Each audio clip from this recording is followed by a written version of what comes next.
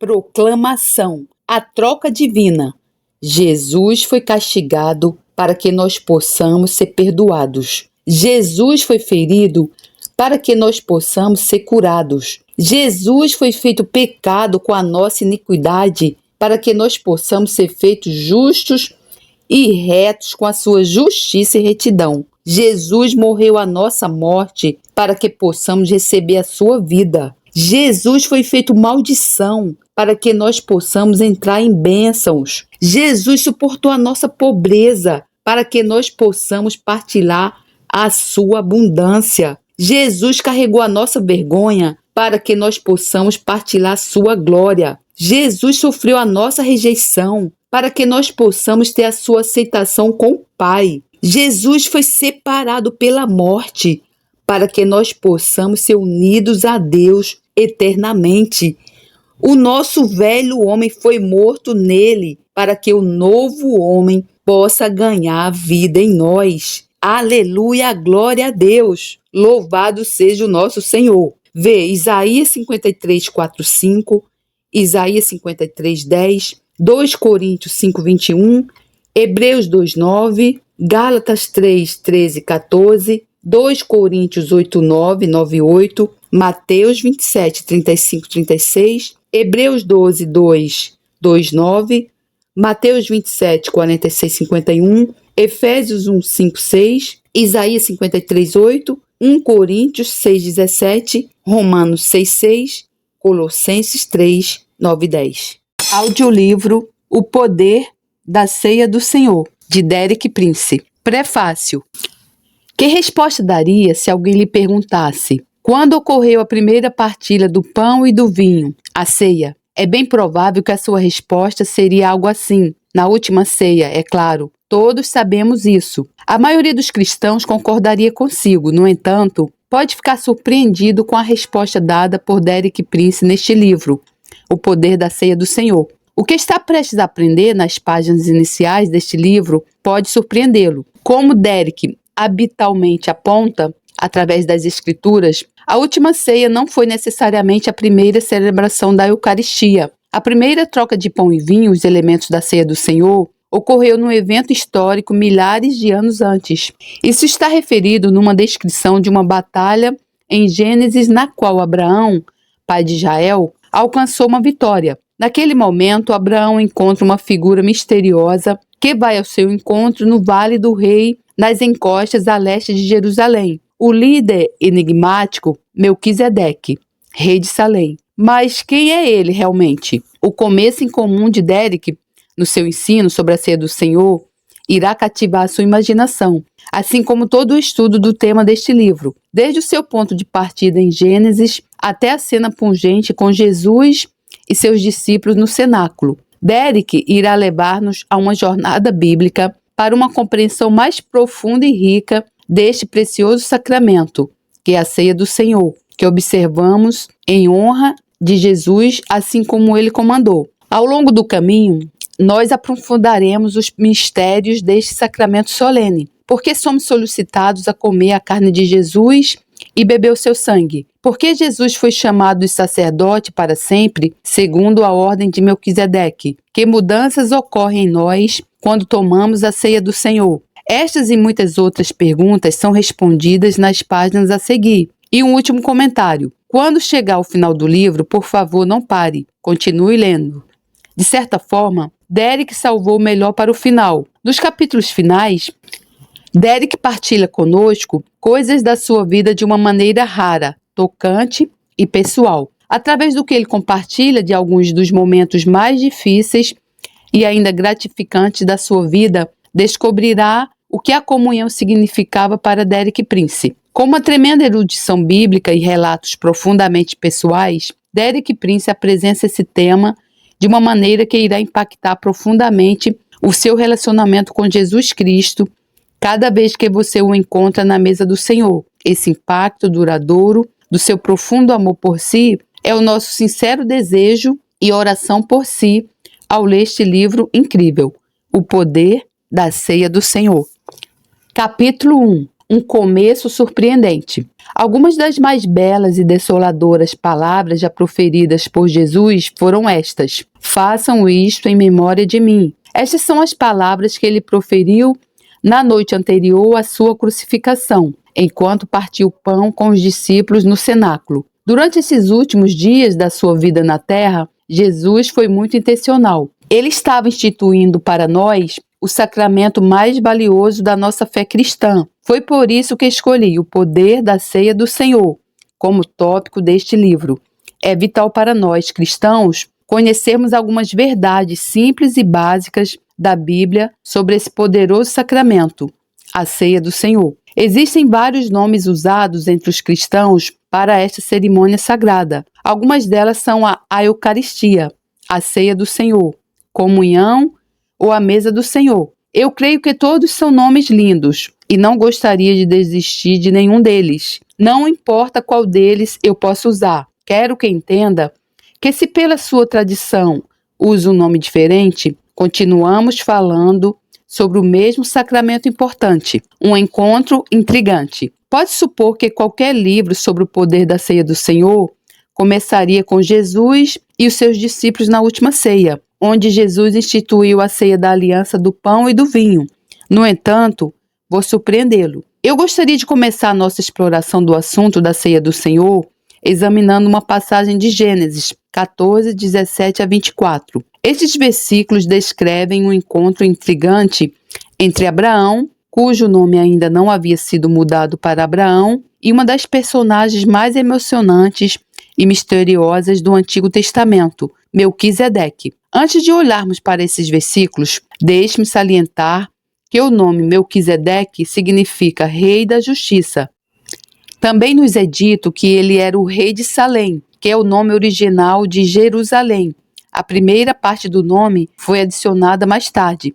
A palavra Salém está diretamente associada à palavra Shalom, que você já deve saber ser a palavra hebraica para paz. Então, pelo nome dele, esse homem era o rei da justiça.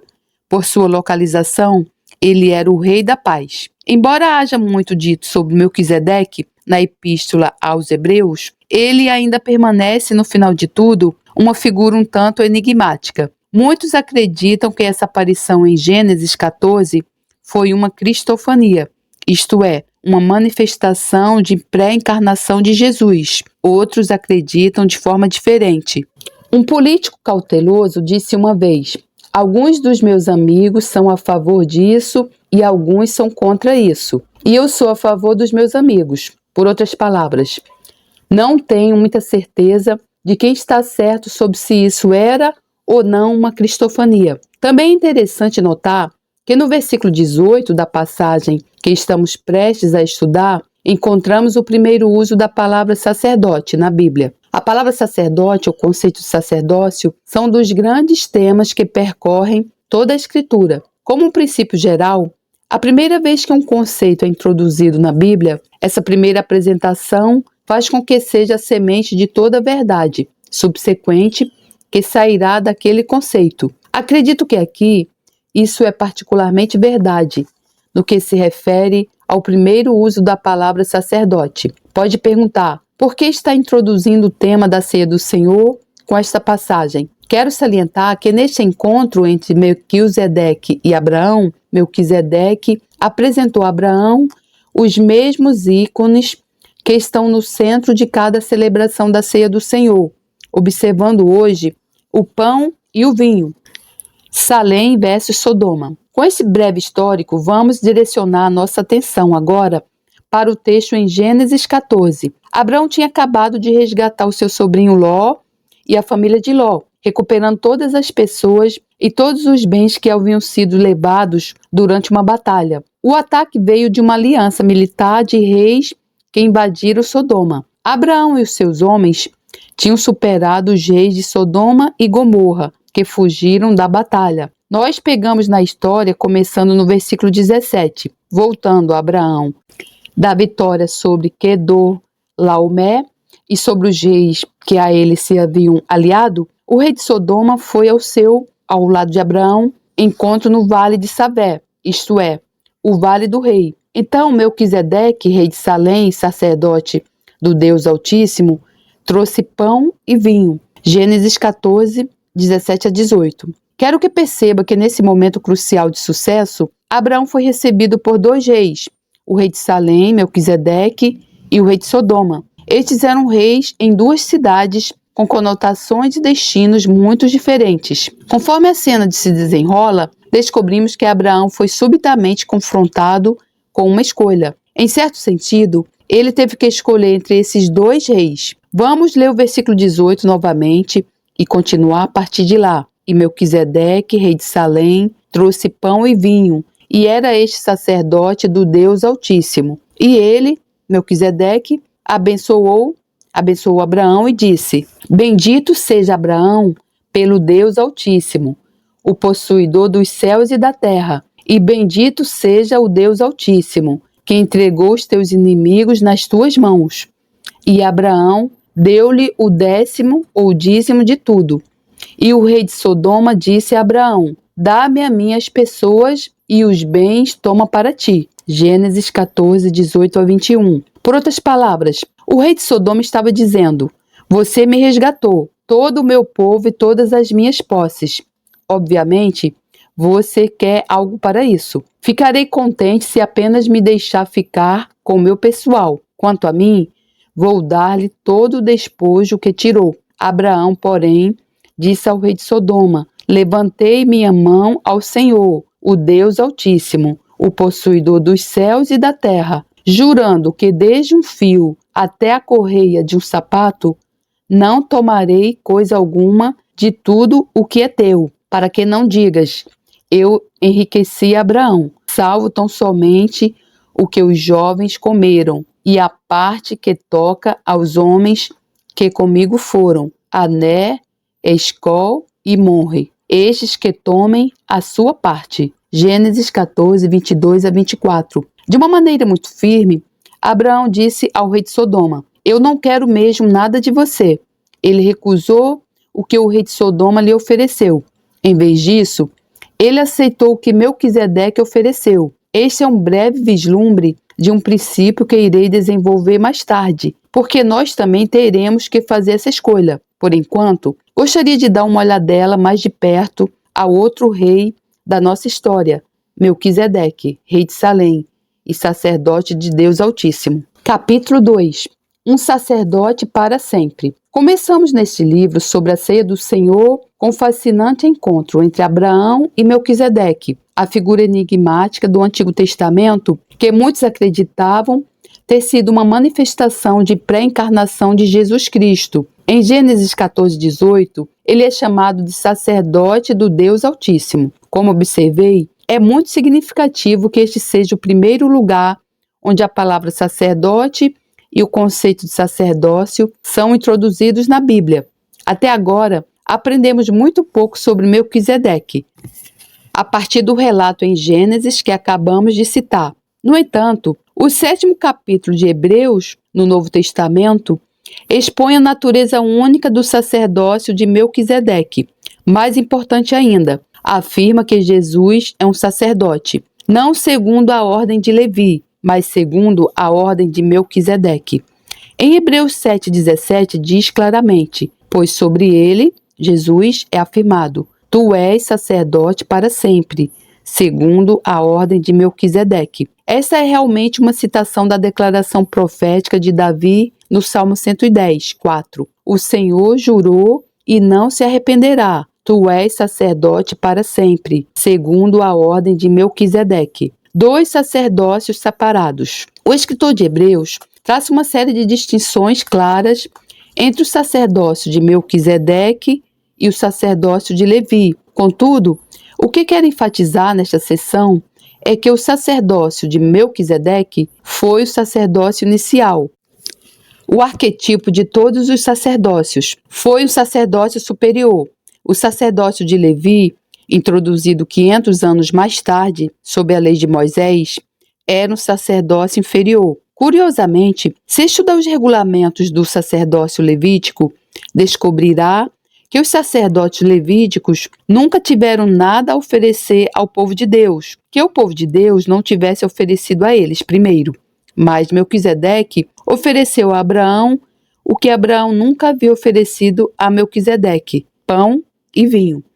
Encontramos outro contraste entre os sacerdócios, no sentido de que os sacerdotes levíticos só poderiam continuar no seu ofício sacerdotal pelo tempo da sua vida humana. Hebreus 7:23 diz assim: e na verdade, aqueles foram feitos sacerdotes em grande número, porque pela morte foram impedidos de permanecer. Veja, a lei exigia uma sucessão contínua de sacerdotes, oferecendo os mesmos sacrifícios repetidamente, ano após ano. Eles realizaram este serviço para si e para o povo, oferecendo sacrifícios que nunca trataram completamente da questão do pecado. No entanto, Hebreus 7:26-27 descreve um sacerdócio superior, porque nos convinha tal sumo sacerdote, santo, inocente, imaculado, separado dos pecadores, e feito mais sublime do que os céus, que não necessitasse, como os sumos sacerdotes, de oferecer cada dia sacrifícios, primeiramente por seus próprios pecados, e depois pelos do povo, porque isto fez ele uma vez, oferecendo-se a si mesmo, um sacrifício eterno. Ao falar sobre Jesus como sumo sacerdote, segundo a ordem de Melquisedeque, o escritor de Hebreus diz que este homem, depois de ter oferecido um sacrifício pelo pecado para sempre, sentou-se à destra do Deus Altíssimo. Ora, a suma do que temos dito é que temos um sumo sacerdote tal que está sentado nos céus à destra do trono da majestade. Hebreus 8:1. Os sacerdotes levíticos sempre se mantiveram de pé, eles nunca se sentaram. Jesus, no entanto, era um sacerdote segundo a ordem de Melquisedeque. Depois de ter oferecido o sacrifício de si mesmo na cruz, sentou-se. Vê o contraste? Eles ficaram de pé, ele sentou-se. O que isso significa? Os sacerdotes levíticos mantiveram-se de pé porque a sua tarefa nunca foi completada. Eles nunca poderiam oferecer o último sacrifício. Em contraste, Jesus sentou-se, porque ele ofereceu um sacrifício pelo pecado para sempre. Ele nunca teria que oferecer mais nenhum sacrifício. Vemos, portanto, que a posição levítica era um sacerdócio temporário, mas a posição de Jesus é um sacerdócio eterno.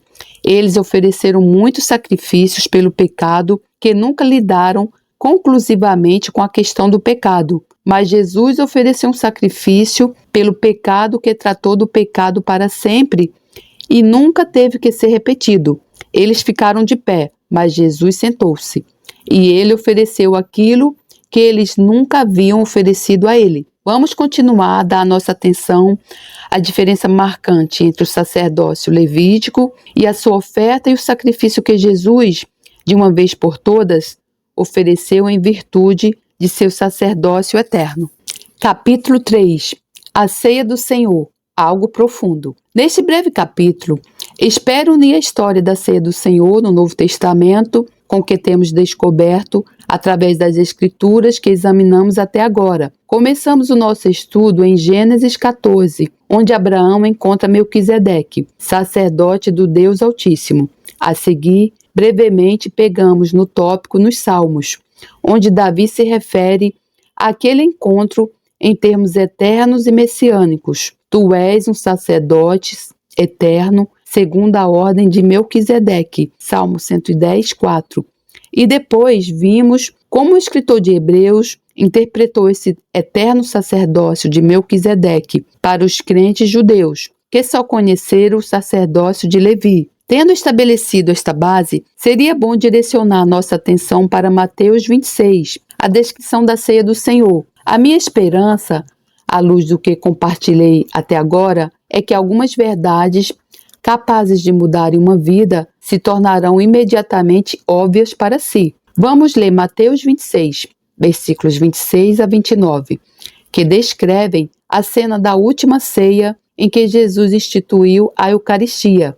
Independentemente do nome que preferi usar para este evento, a ceia do Senhor, a mesa do Senhor, a última ceia ou a comunhão. Esses versículos retratam um dos momentos mais profundos de toda a Escritura. E quando comiam, Jesus tomou o pão e, abençoando-o, ou tendo abençoado, ou tendo dado graças, o partiu e o deu aos discípulos.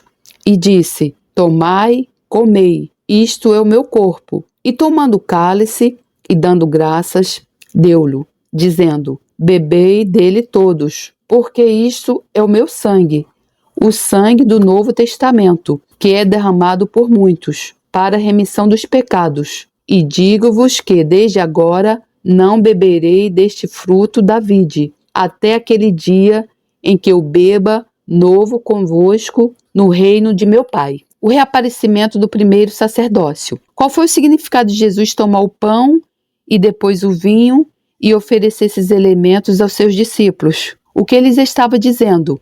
Ele estava dizendo: em mim vocês veem o sacerdócio de Melquisedeque reaparecendo. Foi suspenso durante o período em que a lei era a aliança. Agora, na nova aliança, o sacerdócio de Melquisedeque está sendo restaurado. Curiosamente, como já referi anteriormente, Melquisedeque era ao mesmo tempo um rei e um sacerdote. Sob a lei de Moisés, no entanto, a realeza e o sacerdócio estavam separados e eles não poderiam ser unidos. Isso porque os sacerdotes tinham que vir da tribo de Levi e o rei vinha obrigatoriamente da tribo de Judá. Um rei nunca poderia ser um sacerdote e um sacerdote nunca poderia ser um rei. Essa distinção é mais uma indicação da inferioridade do sacerdócio levítico. No entanto, tudo mudou quando Jesus se levantou na última ceia e apresentou o pão e o vinho.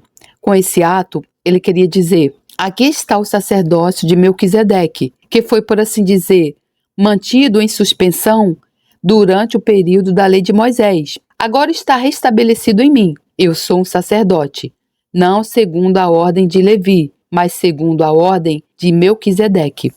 Através desse ato de apresentar o pão e o vinho na última ceia, Jesus instituiu a nova aliança no seu sangue. Ao tomar o corpo, ele disse: esta é a aliança do meu sangue, que deve ser derramado em favor de muitos para o perdão dos pecados. Esta é, pois, a origem, segundo as Escrituras, da ceia do Senhor. É o restabelecimento do sacerdócio de Melquisedeque, o mais alto sacerdócio, o sacerdócio original. Além disso, os ícones que Jesus ofereceu aos seus discípulos foram os mesmos que Melquisedeque ofereceu a Abraão. Através da ceia do Senhor, Jesus restabeleceu o sacerdócio de Melquisedeque, assim como os elementos sagrados que usamos para celebrar a ceia do Senhor. Nos capítulos seguintes, descobriremos o significado desse restabelecimento. E ao nosso Senhor Jesus Cristo, profunda honra e esplendorosa glória ao Rei de todos os tempos, Deus único, imortal, invisível, sempre e sempre. Amém. Glórias a Deus, louvado seja o meu Senhor, que a graça do Senhor Jesus Cristo, o amor de Deus e a comunhão do Santo Espírito estejam com todos vocês. Amém.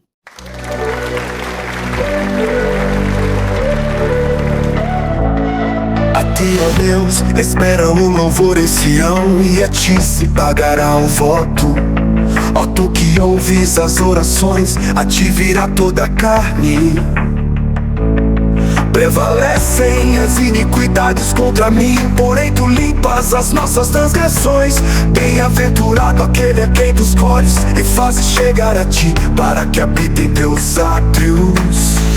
Nós seremos fartos da bondade da tua casa e do teu santo templo. Com coisas tremendas em justiça nos responderás, ó Deus da nossa salvação. Tu és a esperança de todas as extremidades da terra e daqueles que estão longe sobre o mar, o que pela sua força consolida os montes, cingido de fortaleza. O que aplaca o ruído dos mares, o ruído das suas ondas e o tumulto dos povos. E os que habitam nos fins da terra temem os teus sinais. Tu fazes alegres as saídas da manhã e da tarde. Tu visitas a terra e a refrescas. Tu enriqueces campamento com o rio de Deus, que está cheio de água. Tu me preparas o trigo quando a ceia tens preparada. Enches de água seus sulcos. Tu lhe aplanas as leivas, tu a amoleces como a muita chuva. Abençoas as suas novidades. Coroas o ano com a tua bondade.